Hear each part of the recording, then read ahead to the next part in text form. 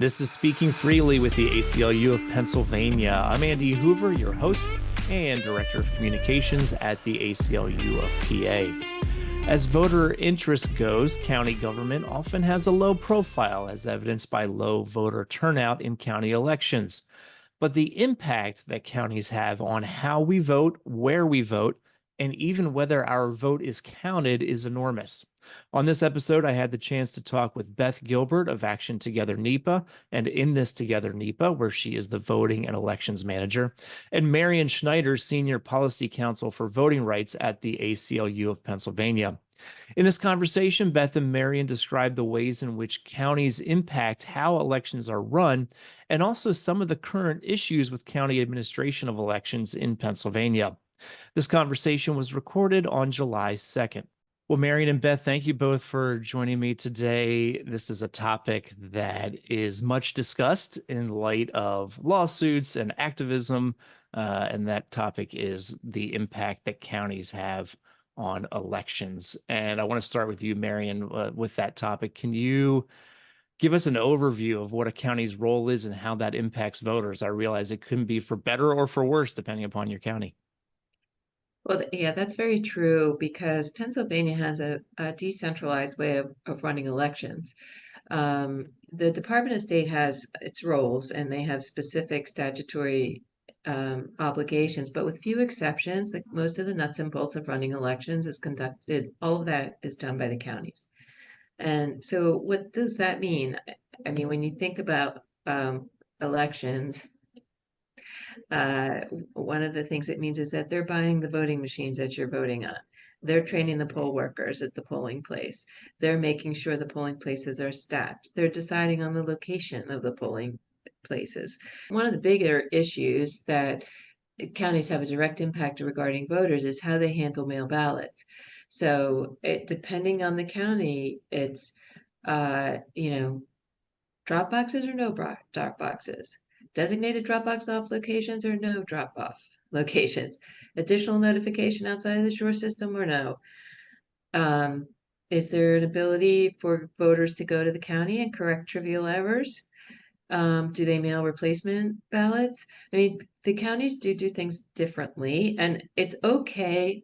I think that it's okay for counties to administer elections in a slightly different way as long as the availability of voting is uniform. So uniformity doesn't mean identical, but it just means that you have the same basis. And I can just contrast Allegheny and Philadelphia in terms of the people who make trivial errors on their mail ballots. Allegheny County will send the ballot back to the voter with a whole new set of instructions and new return envelope.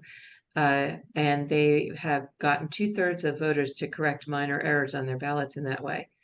Philadelphia, on the other hand, they're going to mail replacement ballots or allow voters to come in and correct the errors in the office. And they also have a high rate of voters who correct those minor errors. That's okay, right? They can do it differently. But in any event, depending where you live, voting may be easier or harder. And those last couple of points there, Marian, I think are really tied to people, the activism of people, the actions of people, and the political will in a county. So with that in mind, Beth, I want to ask you, you have experience both in your current role and in past roles with county elections. But before we dig into that, I wonder if you can first tell us a little bit about Action Together NEPA and what you do there. Sure. So thank you again for having me. Action Together NEPA is our C4, and in this Together NEPA is our C3. Both of them are grassroots organizations that are dedicated to promoting civic engagement and protecting democratic processes within northeastern Pennsylvania, very much in line with what Marian has already described in terms of on-the-ground grassroots mobilization efforts. I serve as the voting and elections manager, and this role spans both organizations, but it primarily aligns with in this Together NEPA due to its focus on election protection work. My responsibilities include organizing voter education initiatives, overseeing election protection initiatives, and engaging with the community to ensure that everyone in northeastern Pennsylvania has fair and secure access to the electoral process. And in that, we also collaborate with local, statewide, and national organizations within our voting protection coalition to address issues related to voter suppression, educate the public about their voting rights, and of course, actively monitor and respond to any changes in election law and policies that could impact voter access. So you also served in the Luzerne County Elections Bureau. What challenges did you see having been on that side of elections? And through that lens, what do you think voters should know? So one significant issue is definitely the threats and stress that come with the job. Election officials, including myself, have received personal threats and have been subjected to vicious dialogue surrounding elections. And that's really, unfortunately, hasn't gotten better in recent years. It's gotten worse for elections officials.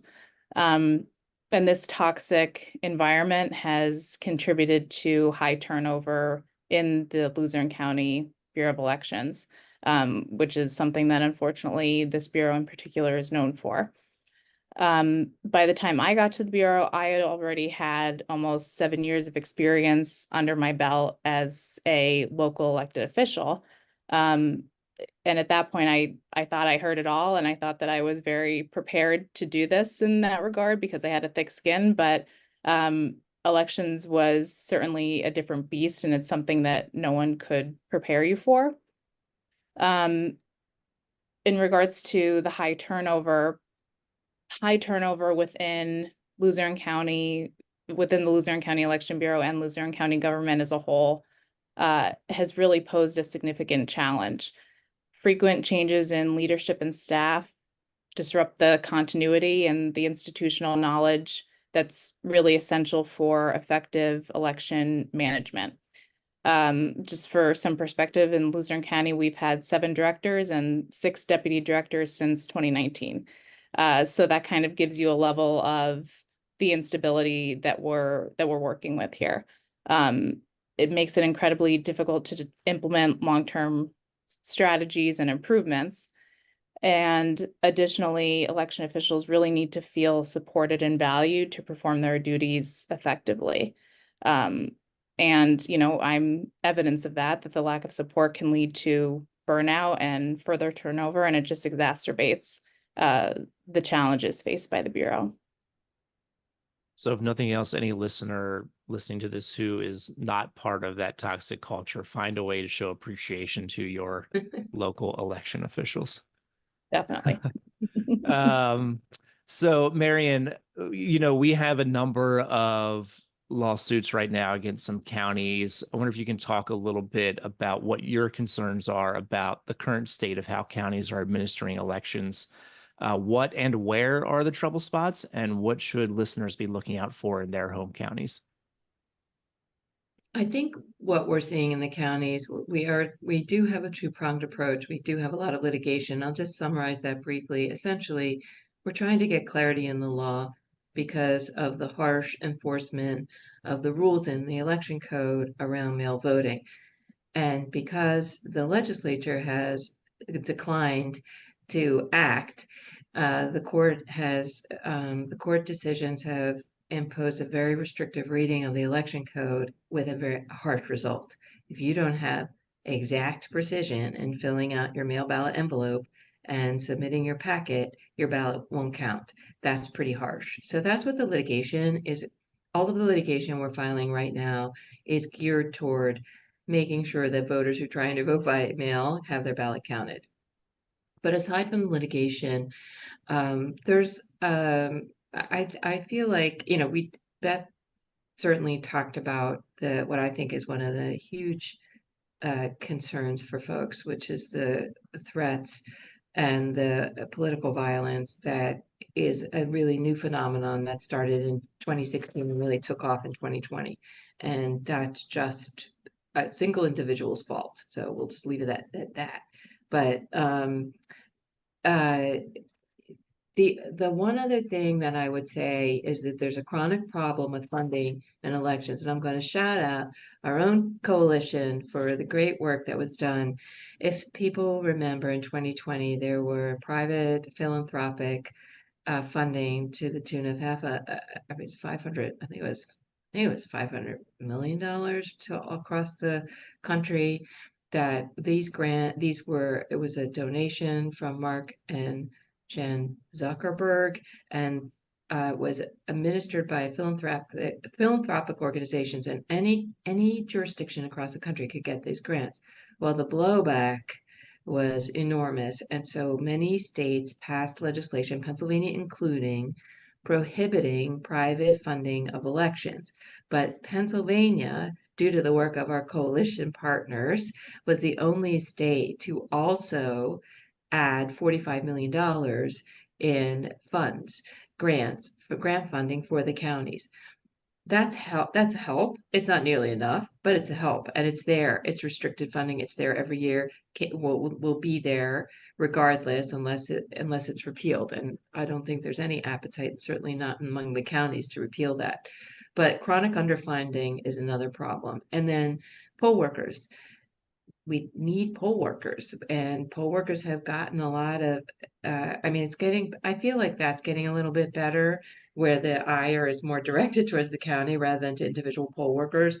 But there's always a need for poll workers, and to them to be properly trained.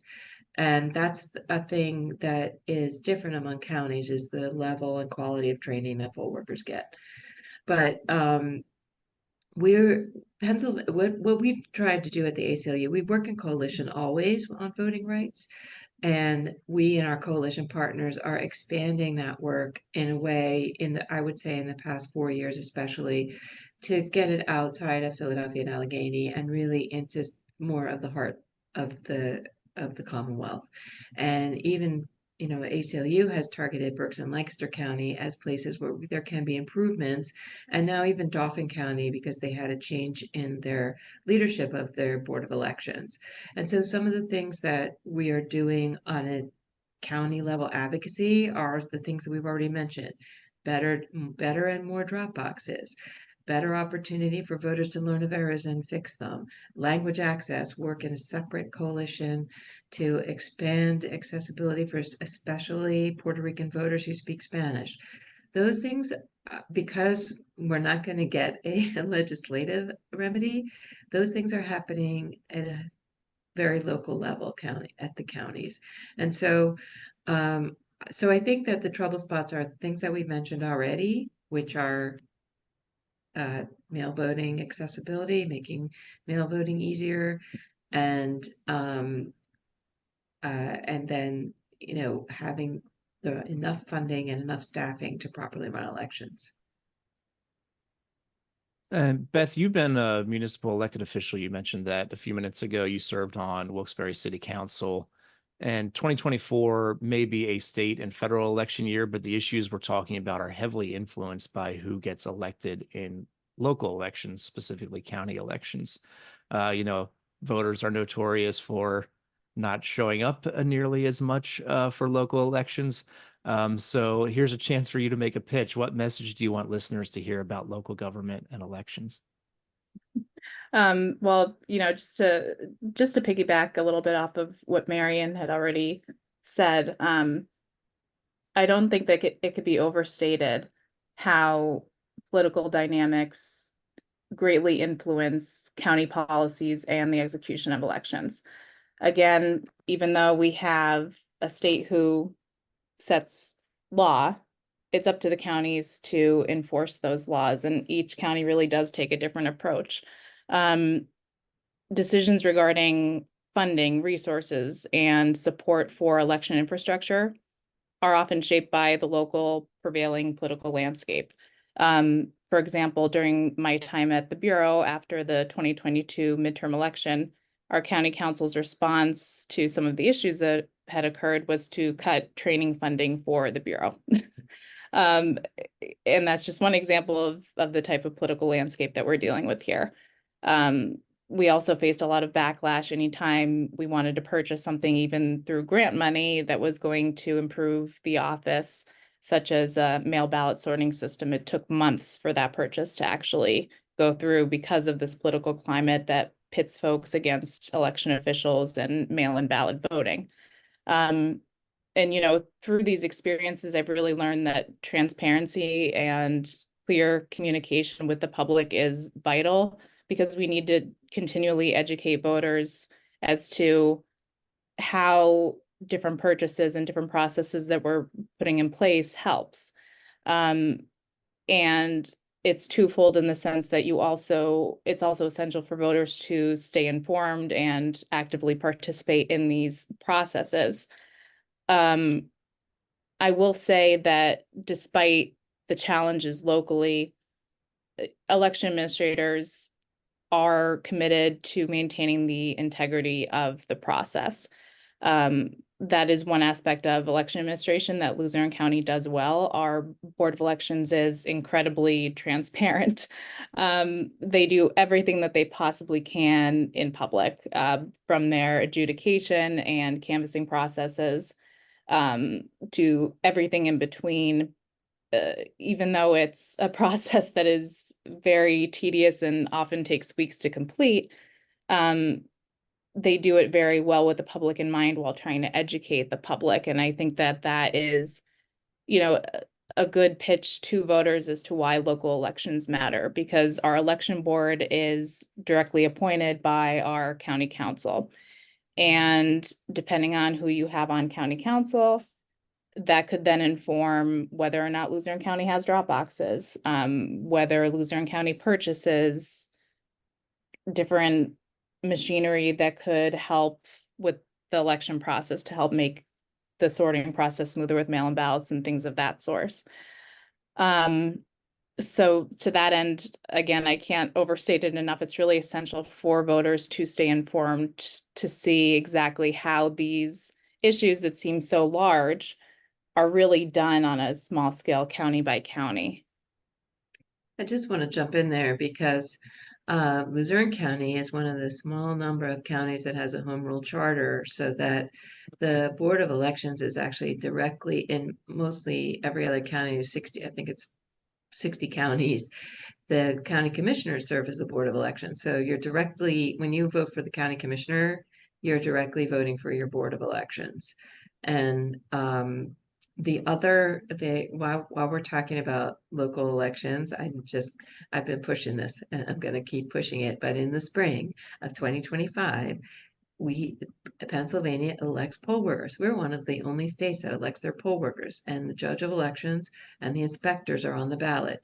And so anyone who is even a little bit tech savvy or anybody who is bilingual, I strongly encourage you to run for inspector, because each party nominates a candidate for inspector in the primary, and then they both go for election in the fall, and the one who gets the most votes is the majority inspector, and the one that gets the next most votes is the minority inspector, and that's a guaranteed slot if you win the primary. So putting that out there for people to think about for the primary in 2025, because we need good poll workers, and bilingual poll workers is a game changer for a lot of voters.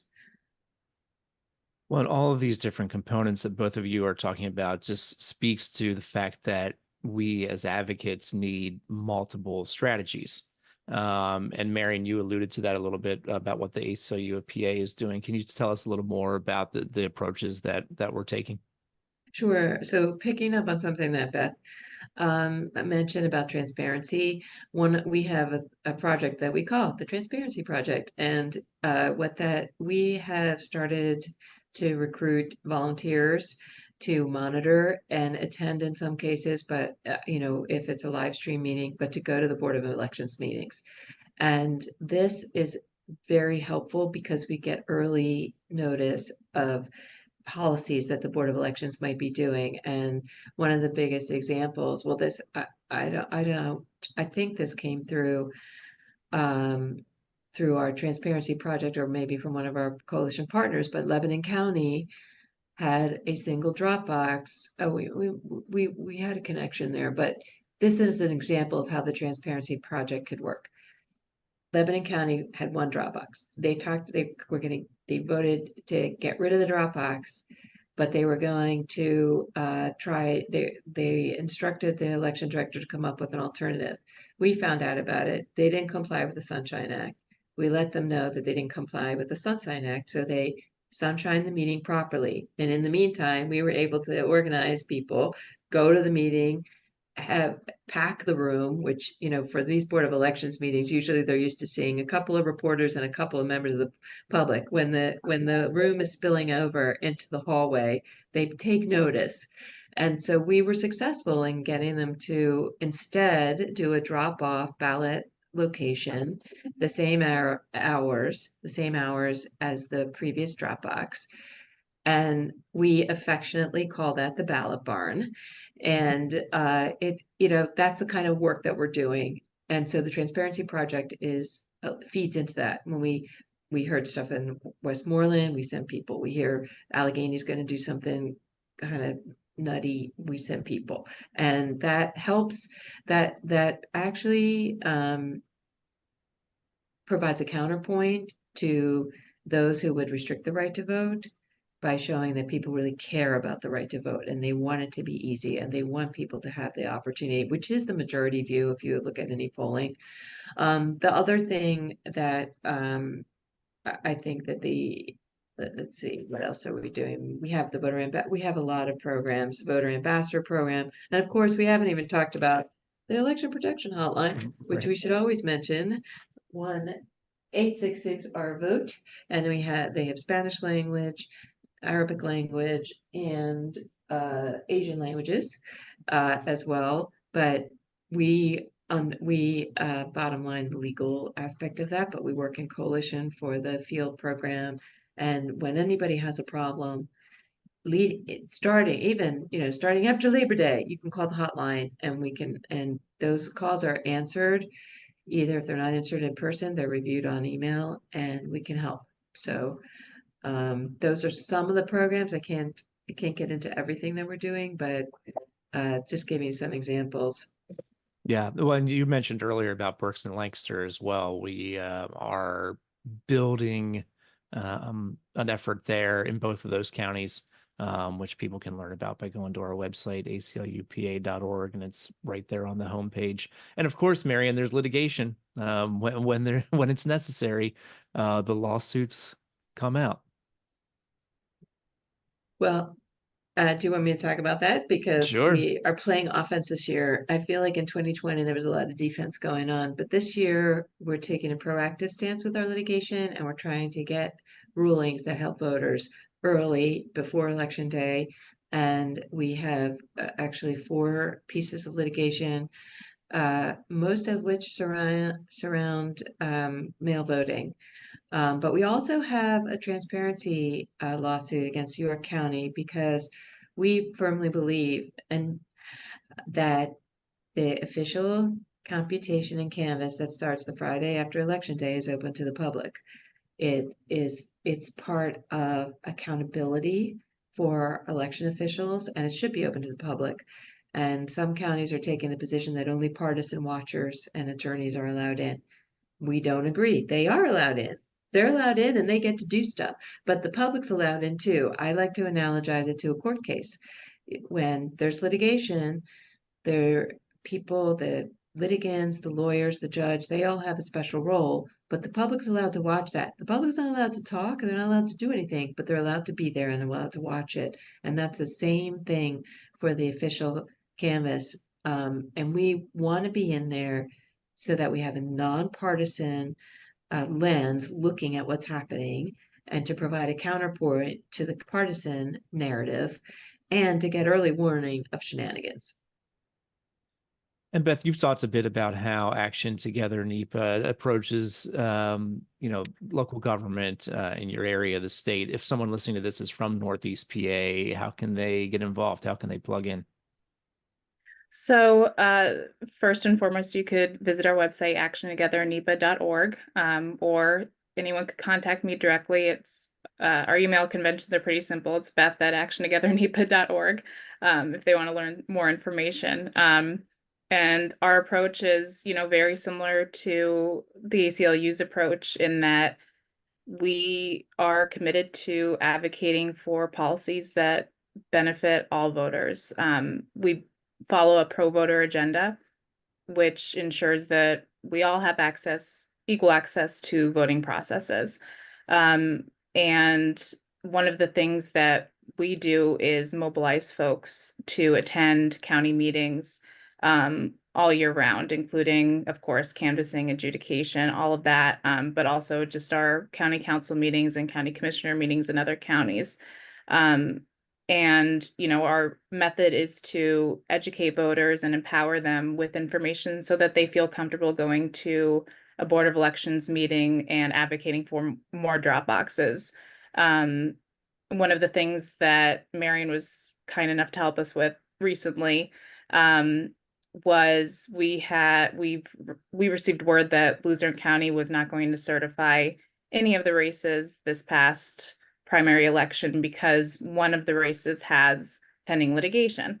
Of course, we knew that they were able to certify every single race except that race, but they needed a little bit of a push. So Marian was kind enough to provide some guidance, and we drafted a letter, myself and my executive director drafted a letter asking in a very stern but nice way for Luzerne County to please certify every single race except for the one that involves litigation, because it's so important that people see successful election processes.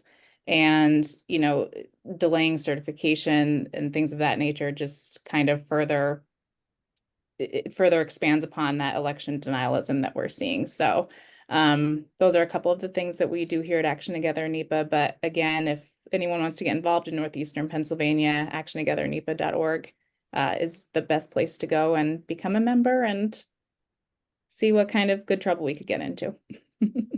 Well, the impact of counties, I feel like, is it tends to be a low profile but high impact issue. And I really appreciate both of you sharing your perspectives. It was great to talk today. Thank you so much. Thanks for having us. That's Beth Gilbert of Action Together NEPA and In This Together NEPA, and Marian Schneider of ACLU PA. You can learn more about Beth's organizations at actiontogethernepa.org and inthistogethernepa.org. ACLU PA has launched its Let People Vote campaign. This is our nonpartisan effort to ensure that every eligible voter who wants to cast a ballot in Pennsylvania has the opportunity to do so. And you can help. Learn more at aclupa.org/letpeoplevote. That brings episode 85 to a close. The editor of Speaking Freely is Natalie Montero. Our opening theme is by Moody Finn, and our closing theme is by Elliot. Both are courtesy of bensound.com.